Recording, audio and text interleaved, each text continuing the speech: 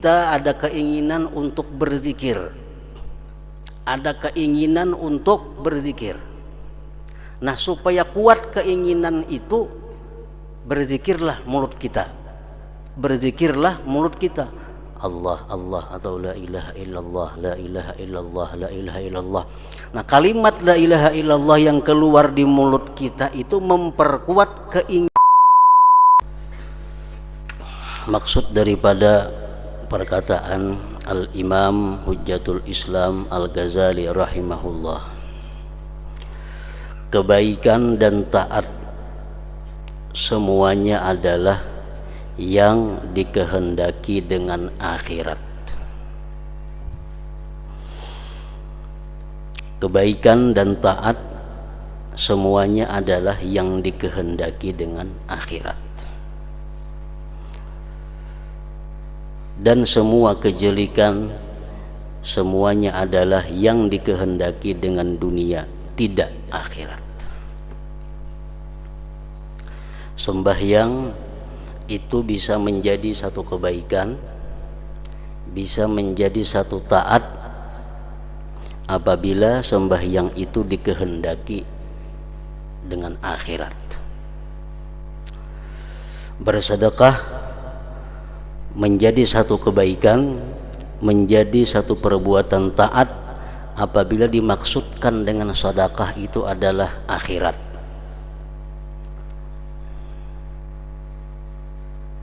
Membaca Al-Quran dan lain-lainnya itu bisa menjadi baik, bisa berubah menjadi taat apabila dikehendaki dengan akhirat.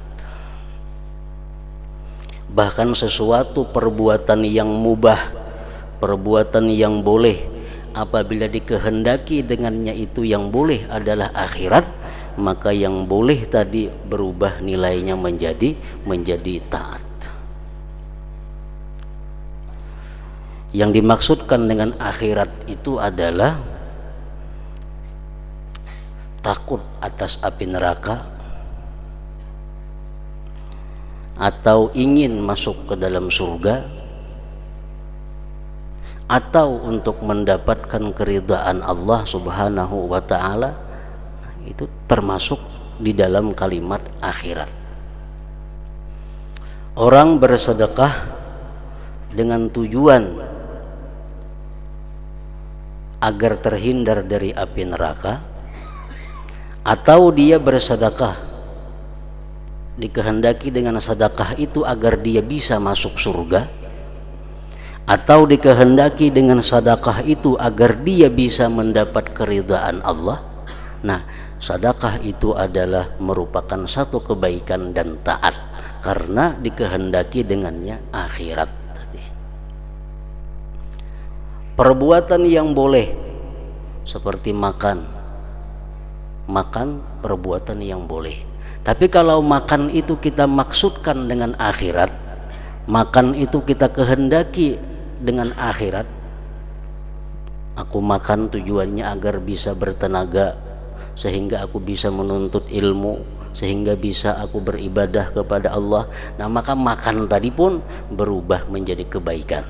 Makan itu pun berubah nilainya menjadi satu ketaatan, karena dikehendaki dengan makan itu tujuan akhirat. Dan semua kejelikan semuanya adalah yang dikehendaki dengan dunia, tidak akhirat. Apapun perbuatan kita, baik yang taat pada zahirnya, apalagi yang boleh, maka apabila kita maksudkan dengan perbuatan itu adalah duniawi, maka itu berubah menjadi satu kejahatan. Orang yang sembahyang, tapi dia menghendaki dengan sembahyang itu agar mendapatkan pujian orang. Dia bersedekah, dengan sedekah itu dia menghendaki agar disanjung orang. Nah, maka sedekah itu bukan lagi kebaikan, dia menjadi satu kejelikan. Kenapa? Karena dikehendaki dengan sedekah itu dunia, tidak akhirat.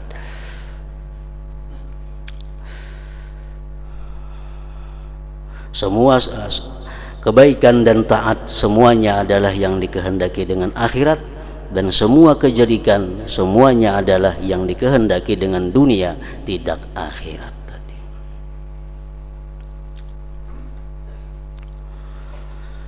Dan kecenderungan diri kepada kebaikan-kebaikan yang bersifat ukhrawi, dan kecenderungan diri artinya keinginan hati,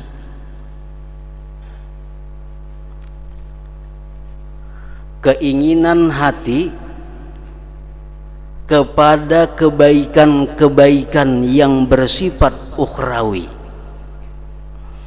Ingin hati sembahyang, ingin hati membaca Al-Quran, ingin hati bersedekah, ingin hati menuntut ilmu, dan berpalingnya hati dari duniawi, berpalingnya hati dari duniawi, itulah yang mengosongkan diri untuk zikir dan fikir. Kayak apa caranya supaya kita bisa berzikir? Kayak apa caranya supaya kita bisa bertafakkur? Itu dimulai dengan kehendak hati kepada yang demikian, dan mengosongkan hati dari sesuatu-sesuatu duniawi.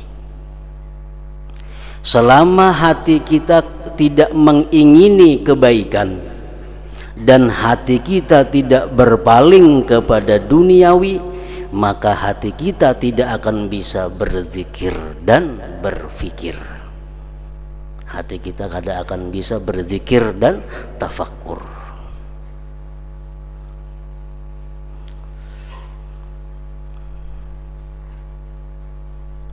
Jadi keinginan hati hendak membaca Al-Quran,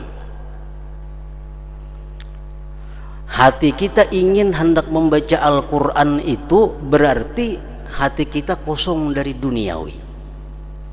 Jakanya hati kita ini berisi duniawi, tentunya kada ingin kepada baca Quran. Nah, hati kita ingin membaca Al-Quran, itu berarti hati kita kosong dari duniawi. Di saat hati kosong dari duniawi itulah kita bisa membaca Al-Quran, kita bisa berzikir dan tafakkur tadi.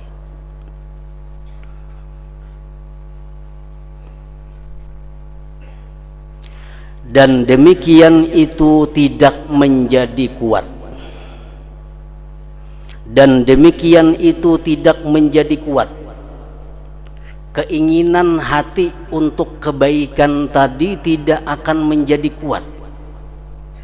Keinginan kita untuk berbuat baik itu tidak bisa menjadi kuat, kecuali dengan mengekali atas amal-amal taat dan meninggalkan perbuatan-perbuatan maksiat dengan anggota-anggota badan. Hati kita ingin membaca Al-Quran, hati kita ingin menuntut ilmu. Nah, keinginan itu supaya kuat mesti dibantu dengan pekerjaan-pekerjaan anggota tubuh yang zahir, dengan menghindarkan diri daripada maksiat-maksiat anggota zahir dan melakukan ibadah-ibadah yang zahir. Kita hendak berbuat baik. Kayak apa kehendak berbuat baik ini supaya kuat? Nah, itu dibantu, satu dengan meninggalkan maksiat zahir, yang kedua dengan melakukan taat yang sifatnya liwat anggota zahir. Kita ada keinginan untuk berzikir, ada keinginan untuk berzikir. Nah, supaya kuat keinginan itu, berzikirlah mulut kita, berzikirlah mulut kita, Allah Allah atau la ilaha illallah, la ilaha illallah, la ilaha illallah. Nah, kalimat la ilaha illallah yang keluar di mulut kita itu memperkuat keinginan hati yang ingin berbuat baik tadi. Apabila hati kita berkeinginan berbuat baik, hati kita ingin untuk berzikir, tapi di mulut kita ini mengata sesuatu yang sia-sia, di mulut kita ini mengata perkataan yang diharamkan Allah. Nah, itu akibatnya akan menghilangkan keinginan berbuat baik di dalam hati tadi, menghancurkan keinginan berbuat baik di dalam hati tadi.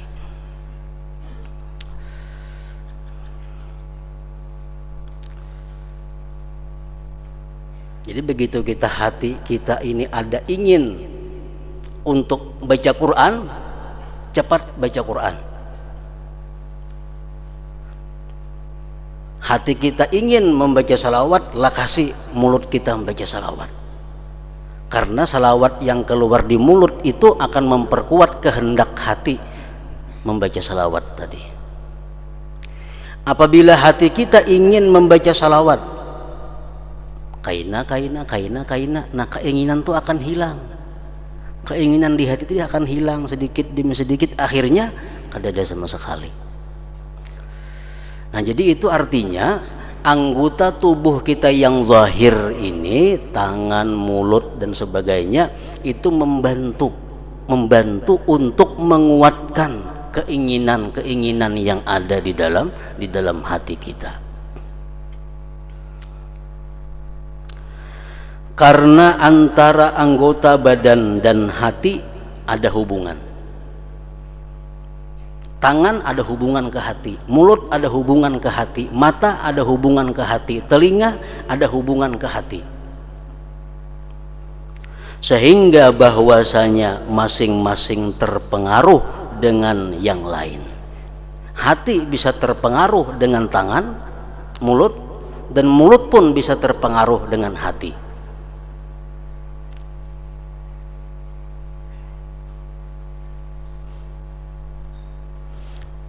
Buktinya anggota zahir ini berpengaruh kepada hati dan hati berpengaruh kepada anggota zahir. Buktinya, maka kamu dapat melihat suatu anggota badan apabila terkena luka. Kita melihat anggota badan kita, umpamanya di wajah kita, kan wajah anggota zahir ngarannya. Kita melihat di wajah kita ini timbul bisul, maka hati merasa sakit. Sakit hati kita. Padahal nang sakit tuh wajah. Wajah nang kana bisul tuh wajah. Wajah anggota zahir, tapi hati kenapa sakit? Nah, itu menunjukkan bahwa anggota zahir berhubungan dengan hati, berpengaruh kepada hati. Dan kamu melihat hati apabila merasa sakit dengan mengetahui dengan kematian salah seorang dari teman-teman dekatnya, atau dengan mendadaknya sesuatu yang menakutkan, niscaya anggota badan terpengaruh dengannya, sendi-sendi bergetar dan warna muka berubah. Kita mendengar kabar orang yang kita cintai mati. Orang yang kita cintai mati, hati kita sakit. Nah, muka jadi pucat, sendi-sendi jadi bergetar. Padahal sakit nih hati. Cuma sakitnya hati ini berpengaruh kepada anggota zahir. Jadi saling memberi pengaruh. Nah, macam itu juga kalau hati kita ini ada berkeinginan baik, lalu kita laksanakan keinginan baik itu, maka pelaksanaan keinginan baik tadi akan memperkuat kehendak hati berbuat baik. Hati kita hendak berbuat jahat, hati kita hendak berbuat maksiat, kita gawe maksiat itu. Nah, maka perbuatan maksiat itu akan menambah kuat kehendak jahat di dalam hati. Itu berhubungan antara anggota zahir dan anggota badan tadi.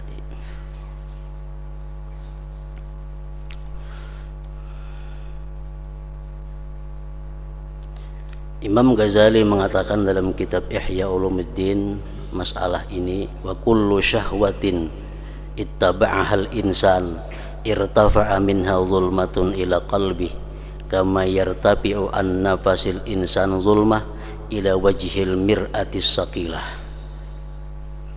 Setiap perbuatan dosa yang kita lakukan, mulut, tangan, mata, perbuatan dosa kita lakukan, itu akan menimbulkan satu kegelapan di dalam hati. Jadi berhubungan ke hati.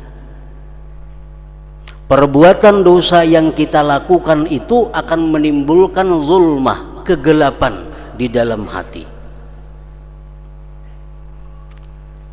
Hendak membayangakannya Jersidin, sebagaimana kita bernapas di cermin yang mengkilat. Ini cermin mengkilat, kita bernapas, otomatis cermin jadi kabur. Nah, macam itulah perbuatan maksiat zahir. Perbuatan maksiat zahir akan mengaburkan hati kita. Fa intara kamat zulmatus syahwat sararaina. Kalau maksiat zahir ini selalu diperbuat, akan bertambah-tambah kegelapan di dalam hati.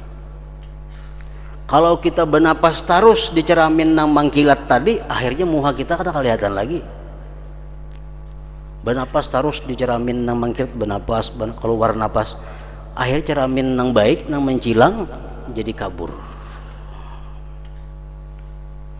Nah, bila sudah kalawasan nang demikian itu, maksiatnya sudah kebanyakan, nah maka itu akan berubah menjadi tab'an, menjadi tabiat. Nah, ini yang berat. Menjadi tabiat. Itu sudah ngalih membuanginya, sulit membersihkannya. Nah, itu pengaruh hubungan antara anggota zahir dan anggota batin hati kita. Melainkan bahwasanya hati itu adalah pokok asal yang diikuti. Hati pokok asal yang diikuti. Maka ia si hati seolah-olah amir dan pemimpin, dan anggota badan seperti pelayan, rakyat dan pengikut. Anggota badan adalah pelayan bagi hati dan penguatan sifatnya pada hati. Jadi tangan ini merupakan prajuritnya si hati, dan tangan ini pun akan memberikan penguatan kepada si hati tadi. Maka hati adalah yang dimaksud. Yang dimaksud adalah hati. Sebagaimana kita dengar dahulu firman Allah, yauma la yanfa'u malu wala banun illa man atallaha biqalbin salim. Pada hari kiamat itu harta anak tidak ada gunanya. Yang bisa berguna apa? Hanya hati yang selamat. Nah, jadi yang dimaksud itu adalah hati. Tujuan intinya adalah hati. Dan anggota badan adalah alat yang menyampaikan kepada maksud tadi. Karena itulah Rasulullah sallallahu alaihi wasallam bersabda, inna fil jasadi mudghatan idza salahat salahal sairul jasad. Sesungguhnya dalam tubuh manusia ada segumpal daging. yang apabila ia baik, niscaya baik sekalian tubuhnya. Nah, maksudnya segumpal daging itu adalah hati. Dari hati yang baik keluar tingkah laku yang baik. Dari hati yang baik keluar kata-kata yang baik. Orang yang berkata-kata kasar, berkata-kata yang kada pantas, itu menunjukkan keadaan hatinya, menunjukkan keadaan isi hatinya. Karena kalau hatinya itu baik, kada akan mungkin kalimat keluar kecuali baik.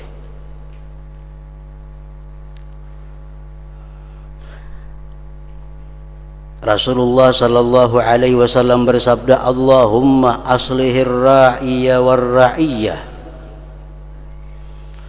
Dalam doa beliau, Allahumma aslihir ra'iyya war ra'iyyah, artinya ya Allah, perbaikilah pemimpin dan rakyat. Ujar Nabi kita, ya Allah, perbaikilah pemimpin dan rakyat. Beliau menghendaki dengan pemimpin adalah hati.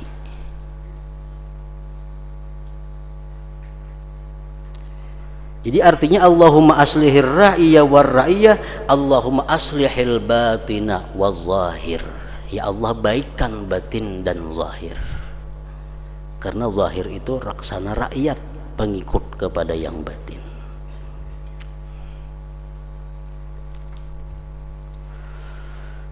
Allah Ta'ala berfirman, la yanalallaha luhumuha wala dima'uha walakin yanaluhu taqwa minkum. Artinya daging-daging kurban itu dan darah-darahnya sekali-kali tidak dapat mencapai keridhaan Allah, tetapi ketakwaan daripada kamulah yang dapat mencapainya. Takwa adalah sifat hati. Kita berkurban, nyembelih sapi, darahnya mengalir, dagingnya kita bagi-bagi, sampailah darah dagingnya itu kepada Allah, kada sampai. Nang sampai kepada Allah apa? Takwanya itu. Kita berkurban itu tujuannya apa? Kita berkurban itu menjunjung perintah Allah. Takwa artinya. Dan itu sifat hati. Takwa sifat hati. Jadi yang sampai kepada Allah bukan daging kurbannya, bukan darahnya, kulitnya. Yang sampai kepada Allah hanya sifat hati, ketakwaannya. Niat kita berkurban itulah yang sampai kepada Allah. Orang yang bukan Islam ini bisa menyembelih sapi, dibagiakannya daging-dagingnya kepada orang-orang miskin. Kan tidak harganya. Nah, sama orang kita. Kalau orang kita menyembelih kurban tapi bukan karena Allah, bukan karena takwa, sama orang kafir nyembelih kambing, dibagi-baginya dagingnya. Yang sampai kepada Allah itu hanya niatnya. Niatnya menjunjung perintah Allah, yaitu takwa. Takwa adalah sifat hati.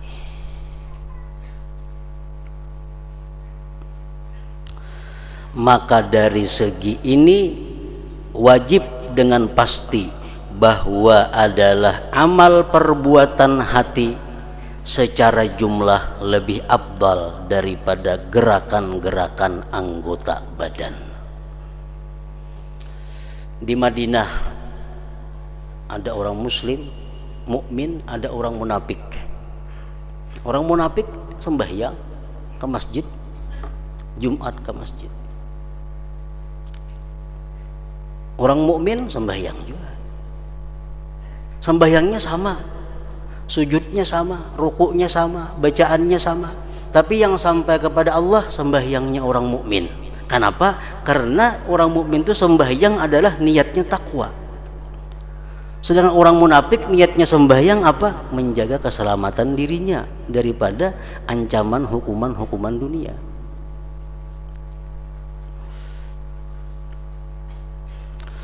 Kemudian wajib bahwa niat itu daripada keseluruhannya lebih afdal. karena niat adalah ibarat dari kecenderungan hati kepada kebaikan dan kehendaknya kepada kebaikan itu.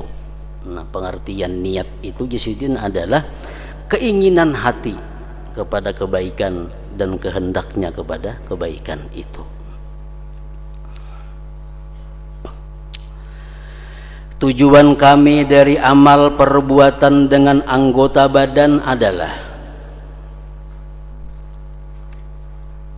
bahwa hati membiasakan kehendak kebaikan agar ia, si hati, kosong dari nafsu syahwat keduniaan dan ia terjun kepada zikir dan fikir.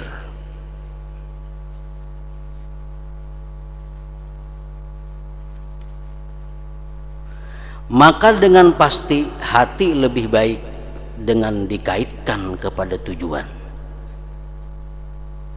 karena ia bertempat dari diri maksud.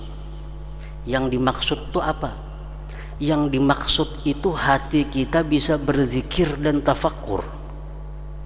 Yang dimaksud hati kita bisa berzikir dan tafakur, itu maksudnya.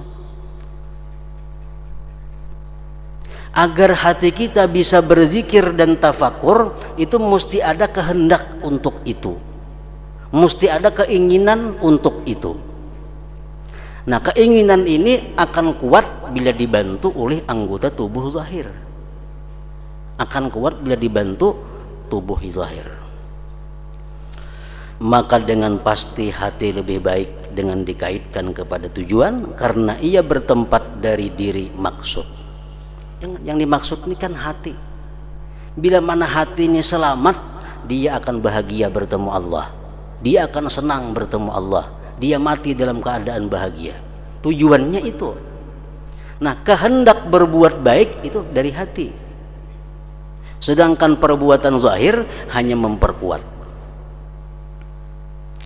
Dan ini sebagaimana perut apabila merasa sakit, maka kadang-kadang ia diobati dengan diletakkan ulisan di atas dada, dikasai, dan diobati dengan minuman dan ubat yang sampai ke perut. Maka minuman itu lebih baik daripada mengulis dada, karena mengulis dada itu juga yang dikehendaki adalah menjalarnya pengaruh dari dada sampai ke perut. Maka apa yang menjumpai perut, obatnya langsung ditaguk itu. Maka apa yang menjumpai perut itu sendiri, itu adalah lebih baik dan lebih bermanfaat. Jadi samuaan, baik niat, baik anggota tubuh zahir, baik amal anggota tubuh zahir, yang dimaksud itu adalah keselamatan hati. Niat tujuannya apa? Supaya hati selamat. Anggota tubuh yang zahir beribadat tujuannya supaya hati selamat, karena hati selamat ini modal untuk akhirat. Nah, niat langsung ke hati, sedangkan anggota tubuh zahir melalui proses hanya sampai ke dalam hati melalui perantara. Maka begitu pula semestinya dipahami pemberian pengaruh taat-taat seluruhnya, karena yang dicari daripadanya adalah merubah hati dan mengganti sifat-sifatnya saja, bukan anggota badan.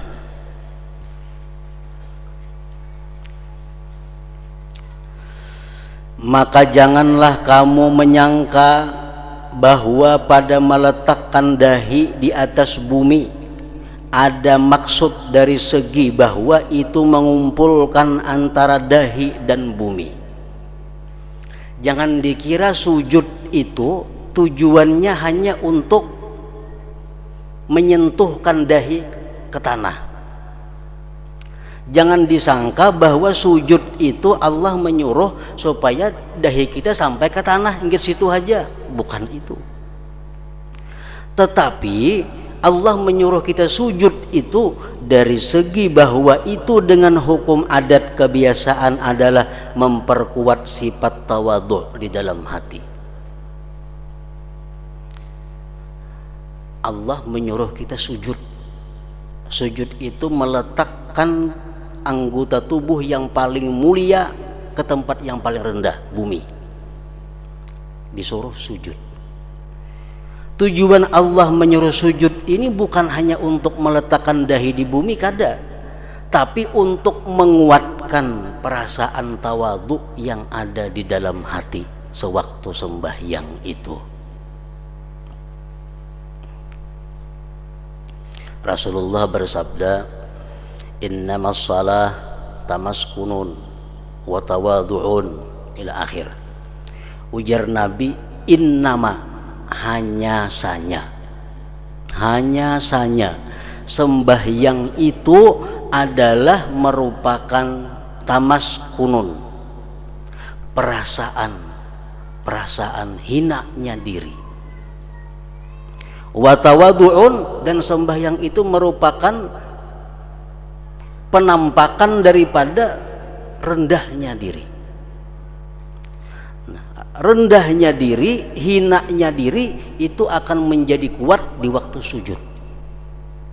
Karena sujud itu akan memperbuat tawadhu'nya hati. Kalau kita merasakan sembahyang itu bahwa kita adalah sangat hina. Pertama, kita sembahyang itu menjunjung perintah. Menjunjung perintah. Di situ kita sudah hina. Kenapa? Karena kita orang yang diperintah. Orang yang diperintah itu pasti hina, makanya diperintah. Jadi sembahyang itu sebenarnya dari awal sampai akhir adalah menunjukkan betapa hinanya, rendahnya kita. Kita sembahyang menjunjung perintah Allah, berarti kita alangkah hinanya, kita diperintah.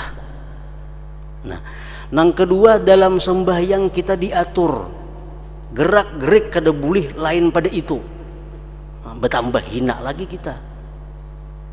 Dalam sembahyang kita kada boleh membaca sembarang apa nang dibaca selain nang diatur. Dalam sembahyang kita kada boleh memandang kepada apapun selain memandang kepada yang diatur. Nah, jadi sembahyang itu artinya apa? Diri kita sangat hina. Nah, mestinya sembahyang itu ada perasaan itu. Perasaan itu. Coba kita misal diperintahkan orang, ikam masuk penjara, hina kita. Begitu masuk kita ke penjara, diandak dalam kamar nang halus, bebaya kau bergerak, sangat hina lagi. Nah, kayak itulah sembahyang. Kita diperintah sembahyang, diperintah bergerak sedemikian rupa, berkata sedemikian rupa. Berarti kita alangkah hinanya waktu sembahyang itu. Nah, barang siapa orang sembahyang tapi kadang merasakan kehinaan dirinya, bahiyah khidaj, sembahyangnya kurang, kata Nabi. Orang tuh sembahyang tapi kadang merasa dirinya hina, tuh kurang sembahyangnya. Jadi sembahyang itu adalah kumpulan, tumpukan kehinaan manusia. Kiblat hanya boleh Ka'bah, kada boleh menghadap yang lain-lain. Bergerak 3 kali aja batal sembahyangnya. Nah, jadi perasaan hina yang ada di dalam hati kita waktu sembahyang itu diperkuat dengan sujud. Karena sujud itulah merupakan puncak daripada kehinaan seorang hamba, seorang manusia. Nah, Allah menyuruh sujud bukan hanya menandak dahi ke bumi, tapi tujuannya adalah untuk memperkuat perasaan tawadhu yang ada di dalam hati.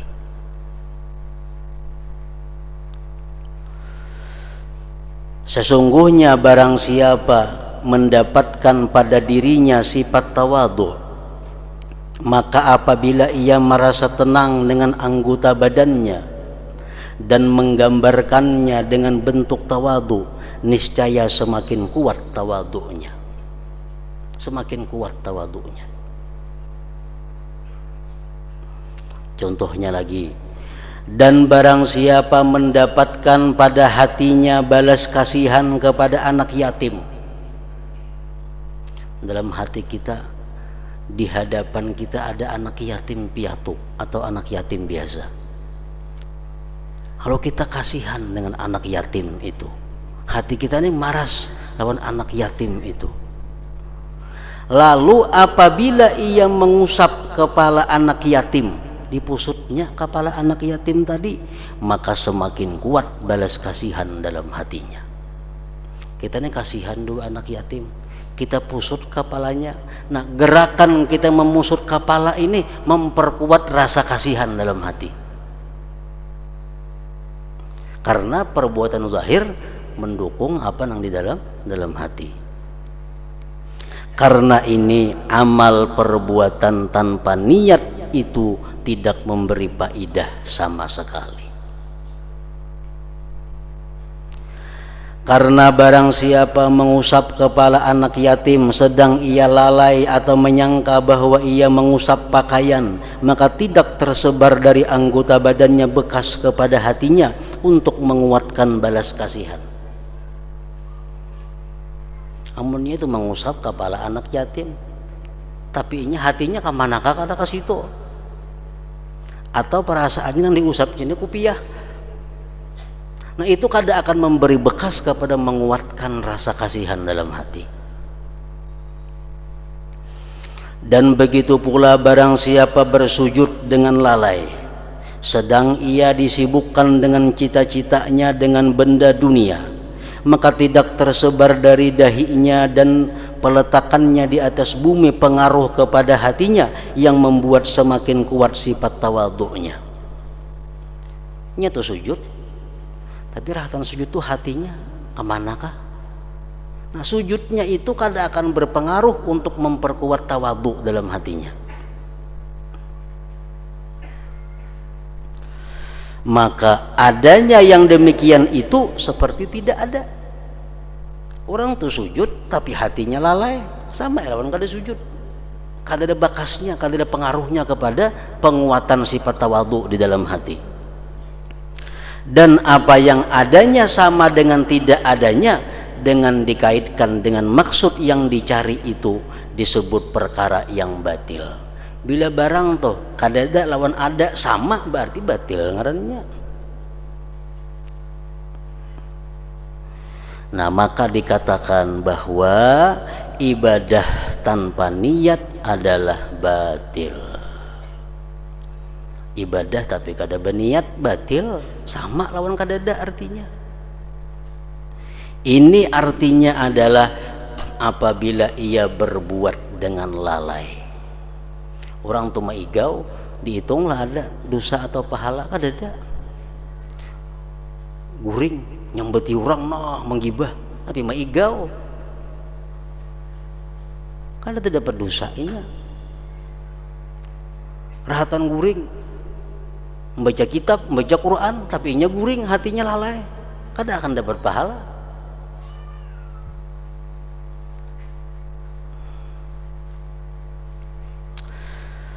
Lalu apabila ia maksudkan dengan perbuatan itu riya atau mengagungkan orang lain, inya nih sujud lalai, itu nol, sama lawan kada sujud. Ini sujud cuma riya. Nah, sujud cuma riya, maka tidaklah adanya itu seperti tidak adanya, bahkan ia menambah kejelikan padanya. Jadi ada 3 jenis sujud.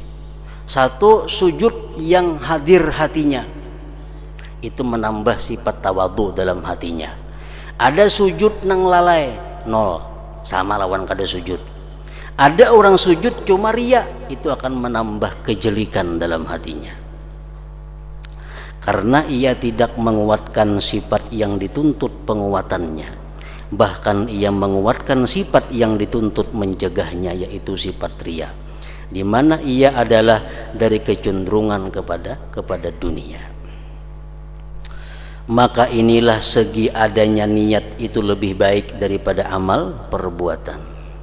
Dan dengan inilah pula diketahui arti sabda Rasulullah sallallahu alaihi wasallam, man hamma bihasanatin falam ya'malha kutibat lahu hasanah.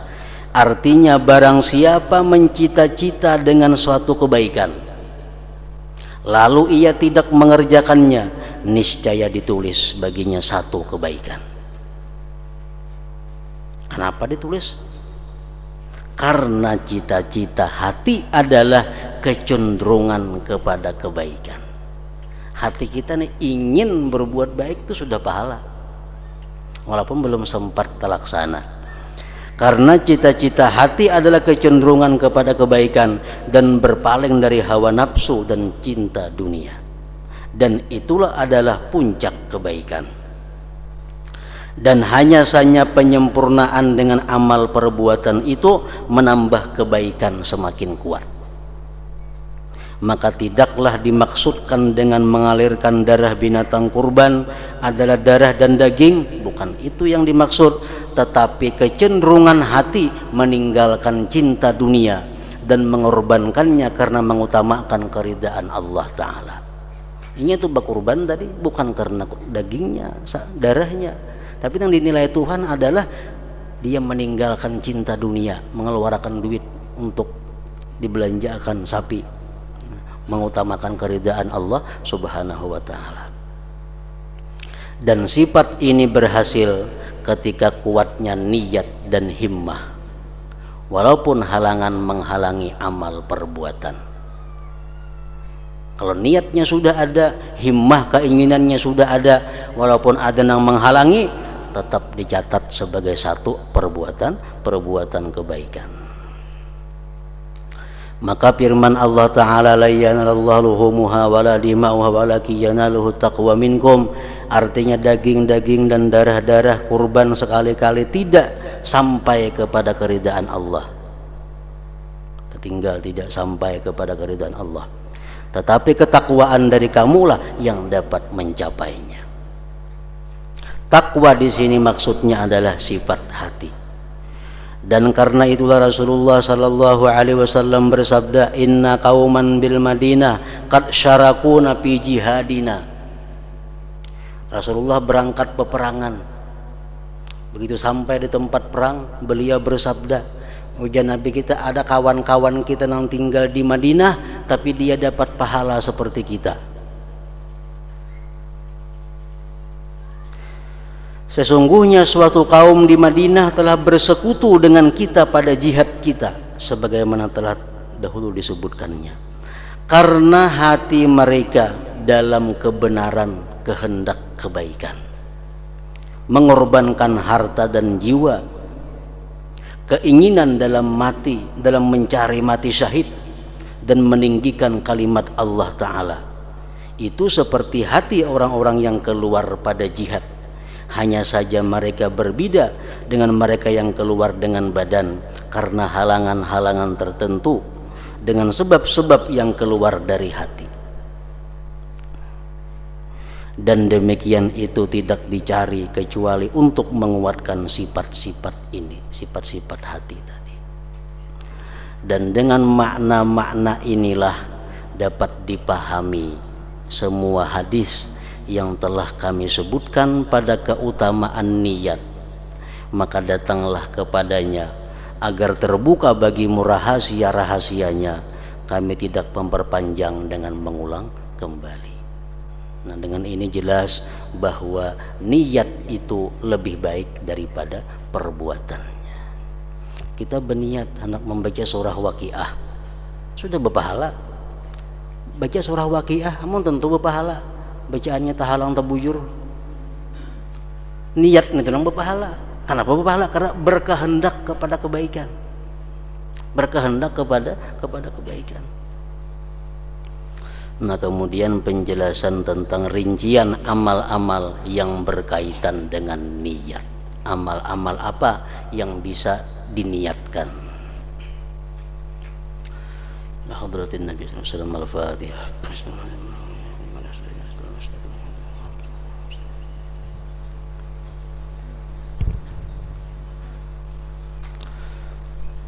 أفضل الذكر فاعلم أنه لا إله إلا الله محمد رسول الله لا إله إلا الله محمد رسول الله لا إله إلا الله